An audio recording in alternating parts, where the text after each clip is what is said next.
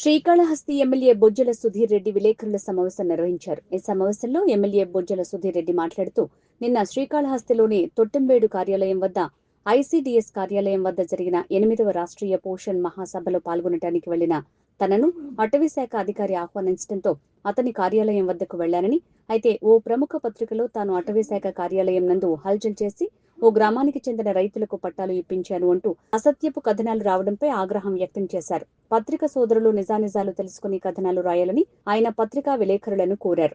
చదివండి, మేమేదో కూటమి ప్రభుత్వము, దాని తర్వాత చెంచయ్య గారు, మేము అందరం కలిసి ఏదో ఫారెస్ట్ డిపార్ట్మెంట్కి వెళ్ళామని, హల్చల్ చేశామని ఏదేదో రాశారు తప్పుడు వార్తలని. మేము దీన్ని ఖండిస్తున్నాం. ఎందుకంటే ఏ పేపర్ అయినా ఖండించాల్సిన అవసరం ఉంది. ఎందుకంటే నిన్న వాస్తవాలు తెలుసుకోకుండా ఏ పేపర్ రాసినా సరే ఖండించాల్సిన అవసరం ఉంది ఎవరైనా సరే. ఎందుకంటే ఈనాడులో ఈరోజు మార్నింగ్ చూసిన వెంటనే ఈయనేదో దొంగతనం చేసేట్టు రౌండ్ సర్కిల్ వేసి ఈరోజు రాస్తున్నాడు. ఎవరైతే హిమాచల్ కంట్రీలో ల్యాండ్స్ గురించి పోరాటం చేసి కూటమి ప్రభుత్వం వాళ్ళకి అక్కడ లోకల్లో ఏమైతే పట్టాలు ఇచ్చున్నారో తర్వాత క్యాన్సిల్ చేస్తున్నారో అక్కడ చెట్లు నాటి విఎస్ఎస్ వాళ్ళకే ఇస్తున్నారు. ఇప్పుడు 15 కిలోమీటర్ దూరంలో ఉన్న ఆంజనేయపురం తీసుకుపోయి విఎస్ఎస్ ఇస్తారని చెప్పి ఆ ఫారెస్ట్ రేంజర్ పెట్టినాడు. పైగా అక్కడ పోయిన సబ్జెక్ట్ వేరే. నిన్న న్యూట్రిషన్ తరఫున ఒక ప్రోగ్రామ్ పెడితే తొట్టంబెట్టి దాంట్లో ఎంఆర్ఆర్స్ పెట్టివి. వెనకాల ఫారెస్ట్ మా ఆఫీస్ ఉంది సార్, రండి సార్ ఒకసారి వచ్చిపోండి, ఎప్పుడు పోవాలంటే పోయినాం. దాంట్లో బాగా కూర్చొని డిస్కషన్ చేయడం జరిగింది. అక్కడ జనాలు కూడా అందరూ ఉన్నారు. అక్కడ ఏదో ల్యాండ్ ఈయన ఏదో కబ్జా చేస్తున్నట్టు, లేకుండా నేనేదో కబ్జా చేస్తున్నట్టు. మళ్ళీ లాస్ట్లో చదివితే పట్టాలు కూడా ఇచ్చినట్టు రాశాడు మహానుభావుడు. అసలు నాకు అర్థం కాదంటే సబ్జెక్ట్ లేకుండా ఎందుకు రాస్తారు మీరు? ఎమ్మెల్యే బతికే ఉన్నాడు కదా, ఫోన్ చేసింది ఏం జరిగింది, అక్కడ ఏ ఇబ్బంది జరిగింది అని ఏ పేపర్ అని అడగచ్చు కదా ఫోన్ చేసి.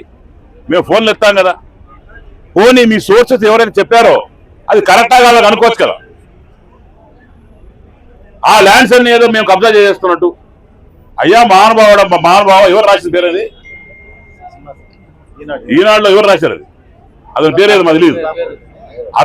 నేను అతనికి రిక్వెస్ట్ చేసుకుంటున్నా, అయ్యా నువ్వు రాసేటప్పుడు కరెక్ట్ ఏదో రాంగ్ ఏదో రాయండి. మన పేపర్ అది, మన సొంత పేపరు, మనకు కావాల్సిన పేపరు. ఇక మనం కూడా కరెక్ట్ నిర్ధారించుకోకుండా రాసేట. నేను చాలా బాధపడుతున్న విషయం మీద. ఎందుకంటే నేను కూడా ఓపెన్గా ప్రెస్ మీట్ ఇచ్చేటువంటి కాదు. వాస్తవాలు ఏమున్నా తెలుసుకొని రాయాలి. ఏ పేపర్ అయినా సరే నువ్వు రాయి. పోని ఆ గ్రామానికి పో. నువ్వు తిరుపతిలో కూర్చొని రాసేట, నువ్వు గ్రామానికి పో, ఏం జరిగింది కనుక్కో, వాళ్ళ కోసం కొట్టాడో లేదు కనుక్కో. ఆ రోజు కలెక్టర్ గారు వచ్చి ఏమేమి మినిట్స్ ఇచ్చారు కనుక్కో, ఆ మినిట్స్ కూడా ఎవరన్నా పంపిస్తారు. ఇదే చెంచయ్య, ఇదే నేను, ఇదే గ్రామస్తులు 150 మంది కూర్చొని మాట్లాడుకొని గంట సేపు చర్చ చేసి 50 ఏళ్ళ సమస్య ఇదే ఇది. 50 ఏళ్ళ సమస్య, 50 ఏళ్ళ సమస్య గంటలో కూర్చొని రిజాల్వ్ చేసిన గర్వంగా ఫీల్ అయ్యింది. అందరితో మాడిన తర్వాత మినిట్స్ కూడా ఉన్నాయి. వాళ్ళకి ల్యాండ్ టు ల్యాండ్ ఇస్తున్నారు. 1:2 రేషియో, 1:2.5 రేషియో కింద, అంటే ఎకరాకి 2 ఎకరాలు ల్యాండ్ ఇస్తున్నారు. తర్వాత అక్కడ చెట్లు నడిస్తున్నారు. చెట్లలో వచ్చే రాబడి మొత్తం వాళ్ళకే ఇస్తున్నారు. ఇప్పుడు ఆ రేంజర్ ఎవరైతే ఉన్నారో అక్కడ ఇది తీసుకుపోయి ఆంజనేయపురంకి ఇస్తా అంటాడు. అసలు సబ్జెక్ట్ మీకు తెలియదు, ఏం జరిగిందో తెలియదు. ఒక ఫోటో తీసుకోవడం, రెడ్ సర్కిల్ వేయడం, మాట రాయడం, ఇదో ఫ్యాషన్ అయిపోయిందా? ఏందా మీరు తీసే జర్నలిజం? మేము ఖండిస్తున్నాం, విషయం మీద బాధపడుతున్నాం. ఇంకో పేపర్ అంటే బూతులు మాడేటోళ్ళం, కానీ మన పేపర్ కాబట్టి గమ్మునున్న పరిస్థితి. ఒక సాక్షి వాడో ఇంకోటి రాశాడంటే అనుకోవచ్చు, వాడు ఏదో దొంగ రాస్తారు. అది మనం కూడా కరెక్ట్గా సాక్ష్యాలు లేకుండా ఈ రకంగా రాయడం అనేది చాలా బాధకరమైన విషయం. దయచేసి ఎవరైతే రాశారో వాళ్ళకి 2 చేతులు జోడించి అడుగుతున్నా. ఒకసారి నువ్వు ప్రెస్ జర్నలిస్ట్ అయితే పోయి అక్కడ పో, ఆ ఊరికి పో, కూర్చో, ఏం జరుగుతుంది కూర్చో, వాళ్ళకి నువ్వే న్యాయం చేయి. ఆ భూమి ఎవరు ఎత్తుకుపోయే పరిస్థితి లేదు. అది ఒకప్పుడు పట్టాలు ఇచ్చినారు, మళ్ళీ క్యాన్సిల్ చేసినారు. ఇప్పుడు వచ్చి ఫారెస్ట్ వాళ్ళు క్లెయిమ్ చేస్తున్నారు.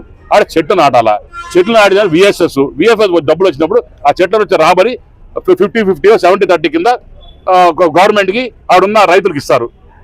ఇవన్నీ డీటెయిల్స్ తెలుసుకోవాలి రాసేవాళ్ళు. దయచేసి మళ్ళా కూడా ఆ ఎవరైతే రాశారో, నేను ఒక పత్రికకు సంబంధించి మాట్లాడలేదు, ఎవరైతే రాశారో జర్నలిస్ట్ గురించి మాట్లాడు, దయచేసి వారు కరెక్ట్ చేయాలా, ఆ ఊరికి పోవాలా, అవసరం అంటే నన్ను పిలుసు, నేను నీతో పాటు వస్తా, ఈయన కూడా రమ్మంట, ఊళ్ళో వాళ్ళు కూర్చున్నాం, ఏం జరిగిందో వాస్తవాలు రాయండి స్వామి అని చెప్పి నేను మళ్ళీ ఒకసారి బాధగా మన మనసుతో తెలియజేసుకుంటూ, దయచేసి ఏ జర్నలిజం కూడా జరిగినప్పుడు కరెక్టా లేదా అని అడిగి రాయాలని మళ్ళా కోరుకుంటున్నా.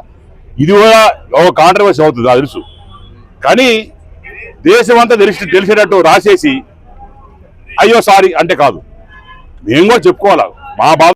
ఆ రిపోర్టర్ ఎవరైతే ఉన్నారో దయచేసి మీరు రావాలి సార్, మీరు రండి, మీతో పాటు నేను కూర్చుంటా, ప్రజలతో కూర్చుందాం, జరిగిన విషయాలు తెలుసుకోండి, మళ్ళా దీని గురించి కరెక్షన్ చేసి రాయాలని చెప్పి ఎవరైతే ఈనాడు వాళ్ళు రాశారో వాళ్ళని రిక్వెస్ట్ చేస్తున్నారు. Thank you.